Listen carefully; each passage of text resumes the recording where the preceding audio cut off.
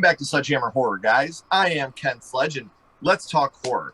Now, today I'm joined by film critic and podcaster Patrick Bartlett. How you doing today, man? I'm okay. I mean, how are you doing? I'm doing so well. This episode's been a little bit of a long time coming. We've been trying to make this happen here for a little bit, and I'm so excited to have you here, man. For those of you that don't know, Patrick is a film critic over at Video Culture and an overall horror geek, just like all of us. But there's something else I want to talk about that we were talking a little bit before we started here. Rob actually introduced us. You guys seen Rob's episode before, and we kind of bonded over our taste in music, and we were talking about how we both grew up with Green Day kind of being our gateway drug into punk rock. So what was it like for you growing up? Punk rock, horror films, like what was that like for you? Well, that's the thing. I loved them, so it was great for me. The problem is I grew up in a shitty town in upstate New York where it was not cool for other people at all. So, liking... I mean, it's like when I discovered, Misfits and stuff, that was really cool, because it was, a fusion of that stuff. But, most of it was just oh, hey, it was the only time that people really cared was, when Scream got big, and then suddenly I wasn't that weird, because it was just oh, hey, people also like this. That's, super successful. Yeah. It's all right, so I guess I'm less weird in that respect. Although, punk rock, nobody cared in my town, except for, a handful of other punks who were, really elitist. And it was just, so I was just all right, I'm just going to hang out and listen to, Minor Threat and Bad Brain CDs, and that's fine. I can live with that. The funny thing is, man, you're talking and I'm hearing my life, because I grew up in Sand Creek, Michigan, dude, where there's more corn stalks than people. And it was the same way, man. I had a very few punk rock friends that I was really close with. But then you had your elitist punk rocks that were oh, you fucking poser. You like Rancid, you poser. I'm dude, shut the... We're fucking in Sand Creek schools in 7th grade, bro. What the fuck do you want from me? I remember I always knew that I was the pop punk kid, man. Because I remember I listened to the Descendants for the first time. Green Day was my gateway. And then I heard the Descendants. And the Descendants to me are the godfathers of pop punk.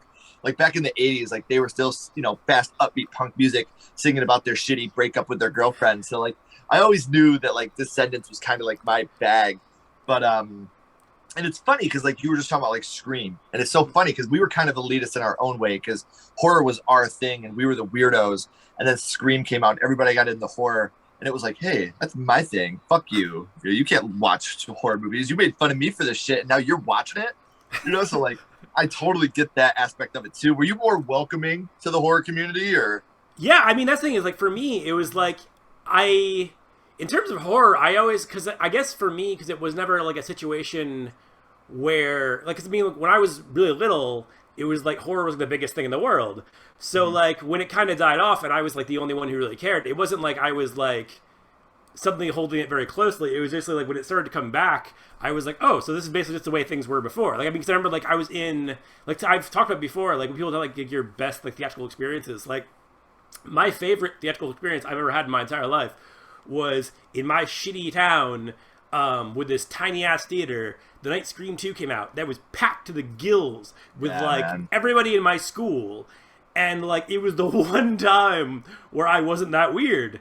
And I was just, and we all kind of had that, communal experience of, I remember, there was, that one jump scare, when, the girl comes out and, grabs Sarah Michelle Gellar. And, I was, the entire crowd just went, off at once.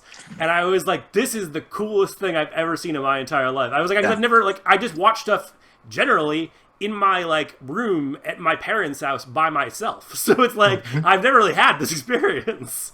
And then when you do get that experience, the best one I've ever had was either the ending of Saw when John Kramer stood up, or Hereditary at the scene. I'm not going to say it because it's still a fairly new film, but those two moments to me, I've never had an experience in the theater like that. And I can see where you're coming from, because when you have that first one, I was kind of an elitist growing up when it came to movies, because I grew up in a video store. So at a young punk rock age, I thought that made me better than everybody else, So when everybody started talking about horror, I was fuck you, man. Have you ever seen Texas Chainsaw Massacre? I was that guy. Luckily, I've grown up and I've matured and I realized what a stupid asshole I was. But you see it now, as we're adults. I don't know if you've seen it, that video that went viral of the guy that was oh, yes. So you think you're a horror fan, but you watch The Conjuring. I was that guy when I was 13 and I watched it. And I'm I was such a little douchebag. I'm so glad that I grew up and I didn't stay like that, man, because horror is an amazing family. And once you're part of the horror genre, everybody is so open arms to you, and it's so amazing. And I'm glad that we don't have very many of those in this genre. But before we get into the reason why you're here, there's something else I wanted to talk about. Not only are you big in the horror genre and the punk rock community, comic books is a big thing with you too. I can see the dope ass Silver Surfer shirt. It's giving me nightmares of being a little kid and playing my Nintendo and wanting to die. But yeah, Silver Surfer, hardest game I've ever played in my life. Makes me want to blow my fucking head off even thinking about it. But so comic books, was it like comic books and then horror, or did horror kind of lead into comic books? That's the thing. I don't even know. Like I talked about that with my dad today, actually, because I even talked to him where I was just like, I don't remember a time when I didn't like horror or like comics. Yeah. It's like it's been even before I could read. Like it was just something that like I would just like gravitate to just visually. Mm-hmm. So it's like I can't tell you which came first and like which would. It's like because like to me it was all just the same. Although it was funny though, like I didn't really like horror comics growing up. It wasn't until like I got older, but like it was because I was always like really super into like superhero comics. Mm-hmm. And then like as I got older, I like discovered like horror comics and like how cool they were. Even though I love Tales from the Crypt, which is weird. But it's like it's just I don't know. It was like for me, it's just the stuff that like I remember like I remember like the moment that I got into like punk, I like things like that, like wrestling. I remember like, when I got into wrestling, but like when I got into comics and I got into like horror movies, I honestly could not tell you because it was just like it's just been from even before I have memories. It's just like, oh yeah, that was already a thing I liked. So yeah, so it's been like forever. I love. It's probably my two greatest interests, honestly. That's why like things that like Blade make me really happy. Like my first article I ever wrote was on Blade because I was just like. That was a movie. So yeah, it took like two things that I love and just like slammed them together. Where it was just like it was a comic book movie, but it also was very much a vampire movie. And it's just like you just slam those two things together, and I'm like, this is exactly what I've been waiting for. See, and it's funny because comic books very important to me. When we're done with the interview, I'll show you my long box and all the stuff I have. I remember January 12th, 1994, waiting outside my cousin's comic book store, Tim's Cards and Comics. I remember like it was yesterday, man. That was the final issue 5 of The Death of Superman came out that day. Yeah. And I just had to get it to see if he really died. And then he really died. And, I'm reading it and I see the flag, his cape as the flag on the pole and Lois Lane crying. And I'm like, oh my God, I'm going to save this forever. It's going to be worth so much money. Then a couple months later, they brought him back. And I was like, pieces of shit. I mean, to be fair, though, that was my thing. Is like my dad was always like into like comics. Like, I mean, when he was a kid, I'm sure he was in like a pure place. But like when I was younger, he was collecting because like how much they'd be worth, and I remember at the time even then being like, if I have this and you have this and they have like, who's gonna buy any of this from any of us? Like that's why like I have like one of my old bosses told me about how he had the Death Superman in like a safety deposit box. I was like, you can take that out, bro. Like I was just like I was like it's cool to have. Like I have it, I still have mine, but it's not something where it's like anyone's clamoring to get it because everybody still has it. Yeah, I see. It's like $12 right now. Yeah. And one I have is still, I still have, because I bought 2. And the other one I have is still sealed in the black casing, and it's got the newspaper clipping and the banner and all that came with it. Because my cousin owned a comic book store, Tim's Cards and Comics. It was right next door to my parents' video store, Downtown Video. So as a kid, all I did was baseball cards, comic books, and movies, man. And then like my job at the video store was I would take the VHS tapes and put them in our VCR rewinder. We didn't have a VCR. We had the literal tape rewinder. Yeah. And for the people that weren't kind to rewind, fuck you guys, I would rewind the tape for them, and I'd put them on the shelf. And at the end of the week, if I did my job throughout the week, I got to rent an NES game and horror movie. And, like, that was my job growing up, dude. So, like, I totally get it. And now I do want to ask you one more question when it's regard to comic books. Yeah. Marvel or DC? That's the thing. It's like I heard like you and Rob talk about this, and I was like, I feel like because I have like if you look at my arms, there's like a DC arm and a Marvel arm. It's because like the first 2 comic books I ever owned was an issue of Fantastic Four and an issue of Justice League. So to me, it was always like I never had a delineation. Like I just love all of it. Like I love Marvel, DC, Image. Like it's like if it's good comics, it's good comics. Like I was like to me, like if you like I told like my friend Luke once, I was like if you put a gun to my head, I would choose Marvel. But like I'd be really bummed out that I was like missing out on like Aquaman and Batman and Green Lantern. It's just like so it's like I just love all of it. Like it's like to me like cool shit is cool shit. It's just like Yeah. the whole argument of like when they were like Freddy vs. Jason came out and everyone's just like picking sides. I'm like, I mean, I guess I'm a Jason guy, but like I like both guys. So like why would I like make this choice? That doesn't make any sense to me. See, and Image, another good one you brought up. Image always has the weird, obscure comics that are so fucking rad, man.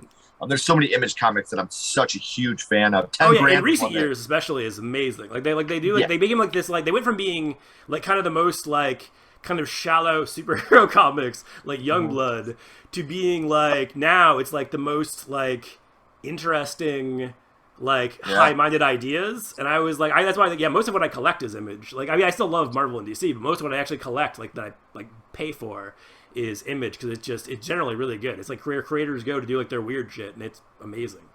Did you ever read the 10 Grand series? A little bit. Dude, I love that series so much.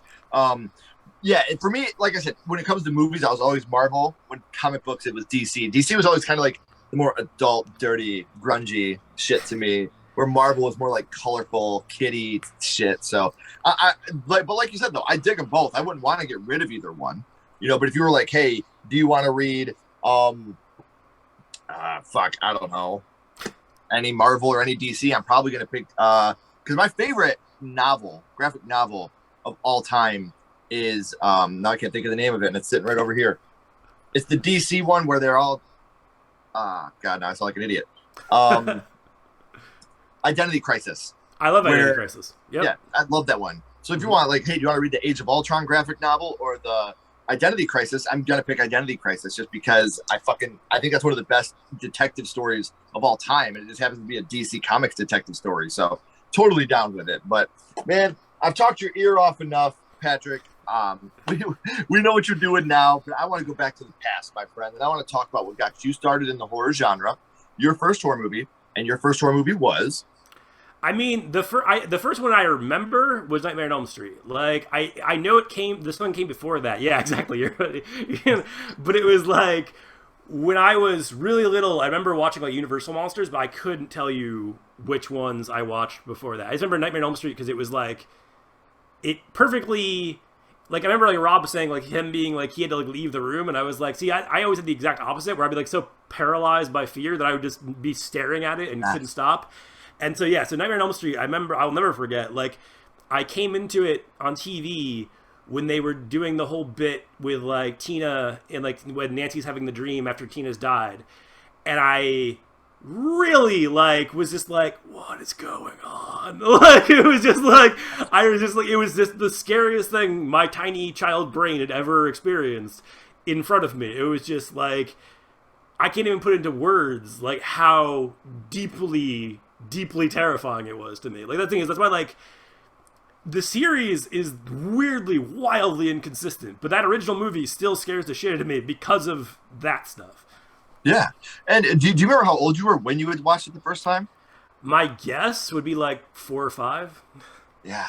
And like you said, like that scene alone, like growing up, I never really paid much attention to that scene because this movie, fuck, man, there's so many iconic scenes in it. Yeah. But the older you get, like that absolute fear of Heather Langenkamp, Nancy, just seeing her friend and, pushing her hands down the body bag. Nancy, like, fuck, that movie is such an underrated classic. And, yes, I did say Nightmare on Elm Street is underrated.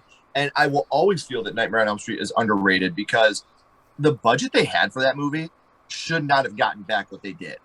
That's a low budget film. Really. Oh yeah, totally. Oh yeah, and they kept getting the budget slashed while they're making it. Like, yeah. If you watch anything about the making of that movie, where basically it was like they were like literally just trying to get to the finish line. Well, like the legs just kept being cut out from underneath them, and they're just like trying to get there. And Freddy's only visible in the movie for 7 minutes of the whole film because the inconsistencies of makeup because of budget. But you look at the practical effects throughout this movie, top 3 for me of all time. Now, the reason I'm bringing up all these effective scenes, we know about the body bag one. But is there another scene you could think of that really the one that affected you the most? I mean that, and then I guess it's like mostly like the Tina stuff because like also I remember the first scene with Tina was really terrifying. But also when I was little, I remember I really liked 21 Jump Street a lot. And so, like, seeing Johnny Depp getting, like, pulled into the bed wrecked me because it was like, oh hey, it's Tom Henson of 21 Jump. What the hell is going on? Why is he blood now? And it's just like impossible amounts of blood just firing out of his bed. And it was just like when I was like little, it was just like I didn't know what the hell was going on, but I knew it was horrifying. And that's another thing about it is the ungodly amount of blood there. Like, but I wouldn't have it any other way. But even though like they were in a rotating room and all the malfunctions they had and everything, but one thing I wanted to bring up that we were talking earlier, you were talking about going to see Scream 2 and how Scream turned everything. Wes Craven had a way of reinventing the genre, whether it was with this, and people say Scream, which it did, but we wouldn't have had Scream if we wouldn't have had Wes Craven's New Nightmare. Oh, I 100% agree. Yeah. Yeah, he totally dipped his toes in the water of meta with New Nightmare. And then he fucking pushed the fucking pedal to the metal and made Scream. So, like, the way that he was able to do these on small budgets and the brilliance that he had. Now, we talked I will say, though, I'm sorry, I don't want to cut you off. I will say, go ahead, please. Just on the nature of Nightmare on Elm Street, or I'm sorry, New Nightmare, was that was the first movie I can think of after I was older and knew better that it still scared the shit out of me because I knew Heather Langenkamp, Wes Craven, Robert Englund. I knew Heather Langenkamp's married to a special effects guy. Like I knew all of these things, and they basically used that against me. So like it bypasses that part of your brain where it's like, or at least part of my brain where it's like it's just a movie. And when I was finished with it, I remember like I was like taking a shower and I couldn't fully like not look behind me because I was just terrified that like Freddy was there. And I was old enough to know better by that point. Like I knew it wasn't real, but they did such a good job of making it feel legit and like Freddy had crossed over into the real world that I was terrified of Freddy again. Because we never had really that meta-ness in the horror community at that point. And we had here and there, but nothing like what new. I mean, if you go back and rewatch it now, you start the movie off, there's never even a title card. Or title sequence at the beginning of the movie. So like you're watching it and you're like, where's the title card? What are we talking? And it never happens until the very end, like the credits roll and it's like Wes Craven's New Nightmare. And you're like, son of a bitch, that's brilliant. Like you said, bringing Bob Gale into it. And like if you look at the funeral scene when her husband's there, like you got Jesus Garcia, you got got all these different Lisa Wilcox is a part John of it. Saxon, John Saxon, all these people that were a part of it in the past, and it's so fucking amazing. But with the reason I went in on a tangent there. We talked about which scene affected you the most from Nightmare on Elm Street, and we already talked about the abundance of impactful scenes throughout the movie. Well, what scene would you say it was that is your favorite scene from A Nightmare on Elm Street? I mean, because I'm a weirdo, the scenes that frighten me most are the scenes that I love the most. Like my favorite scene is also the one that's most horrifying to me, which is the Nancy Dream thing, because it was just like it created such a specific scar. And I tried to describe this to people before, where it's like, because like my mom doesn't get horror. Like you talked about how like your parents were like supportive and like let you have like mine were the exact opposite, where it was like I wasn't even allowed to rent horror movies until I was like 13. I still watched them at friends' houses, but it was like I wasn't allowed to watch them technically. So it's like, because my parents did not get it at all. Like, they just thought they were, like, terrifying and gory and whatever. So it was like, to me, it's just, like, I was trying to describe it, and I was like, it's almost like I'm straight edge, so I don't really know this for sure. This is just kind of a theory. But, like, when you do drugs, like, from what I understand, the first time you do drugs, you have, like, the best high you're ever going to have. And the whole rest of your life is chasing that high. So that's kind of the thing with horror. Is it's like, once you've gotten the specific thing that is changed who you are as a person, you now, for the rest of your life, are going to not only remember that, but desperately want that again. Like, that's so funny, because people that have watched this podcast are going to laugh when they hear you say that, because I say that on the podcast all the time, man. I talk about how, and I always say I don't condone drug use, but that's what it is, man. You're chasing the dragon. Yes, sir. Like, you get that high. And then you want it again. Like there's that adrenaline and you're always chasing that dragon, trying to catch it again. So that's such a great analogy, man. Not just because I say it, but because it sounded good when you said it. Thank you. So another thing we were talking about, obviously kills. We love kills in the horror world, especially when they're done so well. And the kills in this movie are few and far between. There's 4 real kills in the movie, but every single one of them is fucking memorable. So what would you say your favorite kill from Nightmare on Elm Street is? The Tina bed thing is even though the initial like cutting part is kind of not the best effect that they've ever used.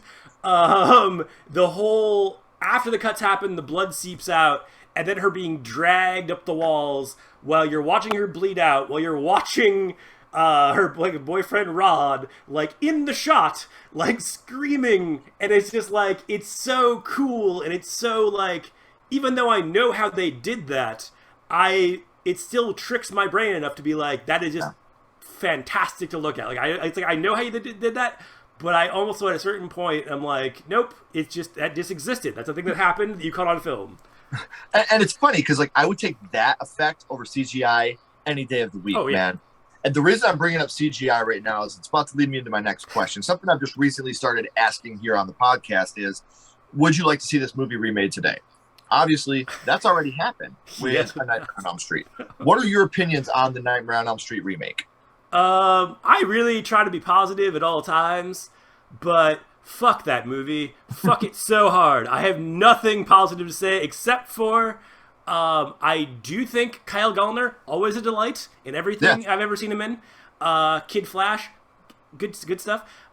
He's good. I like the actual like ideas that were presented in the movie, but the execution, not to do a pun, of everything in that movie drives me insane. Like it's just so every choice you could make, you made the wrong one. Like, and it doesn't help that I don't think anybody in that cast really cared that much. Like, if you like, I remember they definitely did when they first cast Rooney Mara in like Social Network and Girl Dragon Tattoo, I was like, but that girl sucks.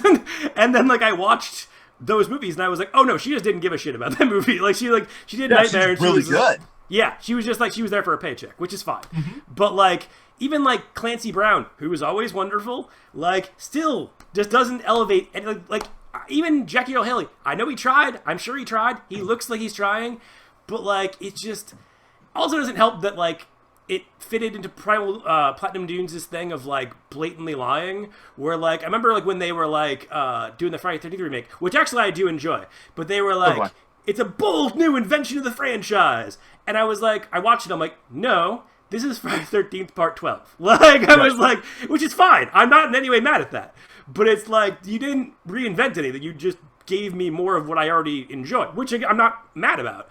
And then like in the case of Nightmare on Elm Street, they were like, all scary Freddy, no more jokes. And I was just like, okay. And the entire third act is just puns and jokes. And I'm just like, oh, so you were like restraining yourself so you can go full Freddy's dead in like the last 10 minutes. Like that's whatever, dude. Like I was just like, I have no interest in this. But like, I remember like my friend Justin recommended it to me before I saw it.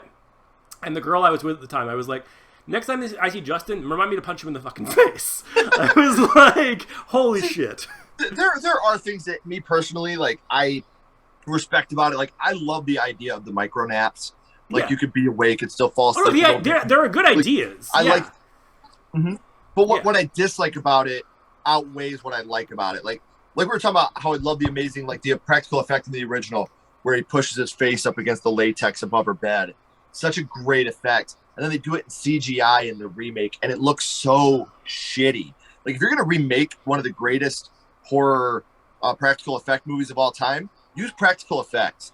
Don't use shitty CGI with it. Get in there and use your practical effects. Now, another thing about the remake, I think it has the best ending of any of the Nightmare on Elm Street movies. Like, because that's the one thing about the Nightmare on Elm Street movies. All the endings are shit. I mean, it looks bad. Like the CGI of him pulling her in the mirror. Yeah. But I like the idea of it. It's better than getting holy water on his bones or, you know, his body ripping him apart or a dumb fucking Freddy car pulling off. So that is one thing I can say. I'll grant you that. Although I will say I do like the New Nightmare ending. The New Nightmare ending I do think is cool, where it's like you've basically established that he's the boogeyman from stories and you've trapped him in stories by basically doing, let's be honest, it's basically doing Hansel and Gretel, which is fine, and that's cool, and I like it. Like, I'm not in any way mad at it. So, like, I will grant you that the endings of a lot of them are terrible, but I do think the New Nightmare ending is cool. And another thing about that is, when you're talking about a Nightmare on Elm Street, it's kind of hard to write an ending to this because it's a demon. So that's another thing that's really hard to do. Now, We talked about your first horror movie, but I want to take it on a twist here for you for a second. Okay. What's your favorite scary movie? What is your favorite horror movie of all time? My favorite is Halloween. The most important is probably Scream, just because it came out at the exact right time in my life. But like in terms of like my actual favorite that I think is like, I don't believe in perfect films, so I don't think art is perfect. But I think as close as humanly possible is John Carpenter's Halloween. And I get that a lot, and I respect it, man. I respect Michael. I respect what he's done, but growing up, I never really got into him. He was always just the guy to me. So I do want to apologize, man. I do have a baby. She's not very happy right now, guys, as you're hearing. So I'm sorry about that. But we always end this, my friend, with the same question. We're going to go back to A Nightmare on Elm Street, and what we're going to do now is rank this on a skull count. Now, when I say we're ranking it on a skull count, we're not judging it. We're not being critics, judging it on acting, score, production, anything like that. What we're doing now is we're strictly judging this movie on how much it affected you on first viewing. So 0 being the worst and 5 being the best. What would your ranking of A Nightmare on Elm Street be? Oh, 5. And I've talked about, like, if you ever like listen to me on like House It Screams, like I've talked about where I was like, I almost never, like if you look at like my letterbox, there's not a lot of 5-star ratings, but Nightmare on Elm Street is one of them. Like I think it's not perfect because I don't think perfect exists, but it's amazing. Like it's wonderful. It's as close to a perfect horror movie as you can get. I think the only movie I've ever seen that I could say is a more perfect film, and people laugh at me, but I'm dead fucking serious, is Pee-wee's Big Adventure. I think Pee-wee's Big Adventure is the fucking perfect movie. My favorite movie of all time, Back to the Future. The most perfect horror movie of all time is A Nightmare on Elm Street. The most perfect movie, Pee-wee's Big Adventure. My favorite horror movie, House, 1986. So, like, it all goes in cycles, man. But Pee-wee's Big Adventure, I cannot find a fault in that movie to save my life. So, oh no, it's awesome, yeah. Yeah. So, Patrick, I want to thank you so much for joining me. Everybody, I have all of Patrick's links down here in the description. So make sure you're clicking them. Make sure you're giving him a follow. Definitely a cool guy. I'm so glad that Rob hooked us up. This was a long time coming. And to be able to talk to someone that, you know, we grew up the same. It's so cool for me to hear you talk about punk rock and metal and horror movies as a kid. Because that's what I did, man. Comic books. For me, the big passion for me is horror movies and baseball. So, you know, growing up with baseball cards, comic books, like that was my thing. So to hear somebody that's so like-minded, because to me, growing up in Sand Creek, Michigan, it was like, man, I wish I was out in Cali or New York. And then to hear from somebody that's in upstate New York that went through the same shit like that I was going through vindicates 12 and 13-year-old Kenny, not Ken. So it really means a lot to me, man. And everybody, like I said, make sure you're subscribing to him. Check out all his links down here in the description for social media. I got a couple more questions for you, my brother, so don't go away. Everybody else, as always, keep talking horror. Stay what you are, and we'll see you guys soon.